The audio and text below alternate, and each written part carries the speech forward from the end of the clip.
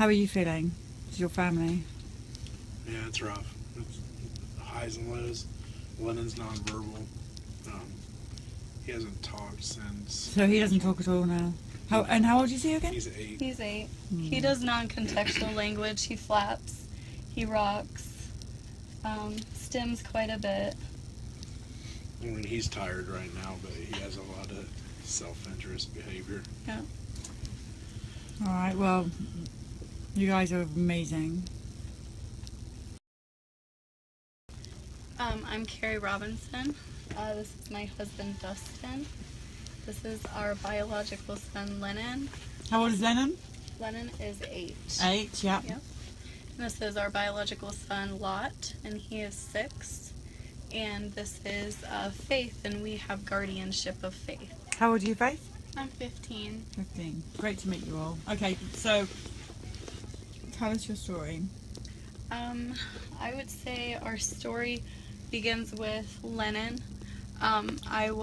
We were both new parents. We did everything that our doctor told us that we should, so we vaccinated according to his schedule. Lennon was a normal, typical developing child. He sat up, he walked, he crawled, everything on target. His first birthday, we had a SpongeBob birthday. He knew who SpongeBob was. You could point to SpongeBob and he knew Bob Bob. He knew Dustin was dad, knew I was mom. Very engaged. Eye contact was amazing. He did a lot of imagination play where everything was a telephone. He'd pick up a curling iron and pretend it was a telephone. I got pregnant for Lot when Lennon was only 9 months old. So right about the time that Lennon was 18 months old, Lot was born. But prior to that, Lennon did have ear infection after ear infection after ear infection. He had 10 ear infections the first year of his life. Constant antibiotics. They would double up vaccines because we maybe had missed one because he was sick. Every time he got a vaccine, the injection site would swell up and it would become red, and he would always get a fever. So I had talked to the pediatrician about my concerns for it, and his recommendation was to give Tylenol or Motrin prior to us coming in and getting the actual vaccination. So right about the time that Lot was born, he was born, and then 2 weeks later he had colic. He had acid reflux. When you say he was born, was he vaccinated when he was born? He was. Right. Yep, he was. And Lennon was up to date on vaccines also. So Lot had colic, acid reflux. He was lactose intolerant. Around the clock care for this one. So I felt like the regression happened during that time that I was so busy with this one that I was so blinded by this one just totally going into his own world.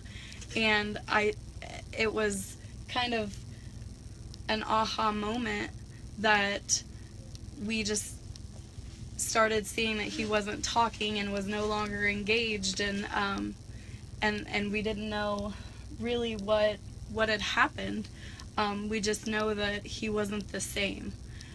So I was very naive.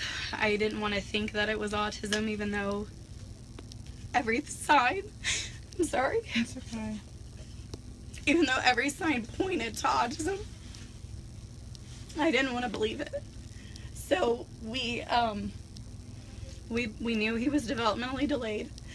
So we started up services, and we moved from one county to another. And I had to fill out one of those stupid ages and stages questionnaires. And one of the questions was, does your child hand flap? And at that time, he hand flapped at everything. And I looked at Dustin and I said, why would that be on there? And we did not know. And so we, of course, Googled it, and everything just changed. It was autism, autism, autism, autism. So I think we knew, but that was like the defining moment. So I didn't know anything about autism. The first book I ever read was Jenny McCarthy's, just because I knew she was an advocate for autism, and her son's autism was linked to vaccines, and it was, oh my God, is this what really happened to us? And as I was reading the book, I just kept relating it to our life, and every sign just pointed back to that 12, 13 month time period where we had like that MMR vaccine, and then he had tubes put in his ears, and everything just, if you look back at that time period, that's just slowly where everything just happened, and it all came together after that. So there are no more vaccines in your family anymore? No, and I'm very thankful that I read that book when I did. I immediately stopped vaccinating, so Lot was only vaccinated until about 6 months is when I stopped with him, and I'm very thankful that I did, because he still is on the spectrum. I think had I continued to vaccinate him, he would be a lot worse than what he is. Lot's official diagnosis is actually the PDD-NOS, the pervasive developmental disorder not otherwise specified. I mean, without sounding rude, it's vaccine injury. Absolutely. So they can give us all these stupid names they like. Bottom line is they injured our children with vaccines. I agree. Now are you new to this family? This Thanksgiving will be 4 years. How wonderful. Now, you're at the age where they're going to come after you for the Gardasil vaccine. So listen to Auntie Polly. I think you have permission to scream, shout, kick. Do not let them come near you.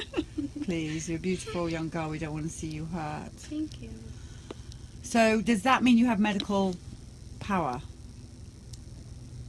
Does that mean I have Medical power. Yes, That's yes, great news. yes, That's yes. great news. So you've got an intelligent somebody looking after you like that. That's pretty great.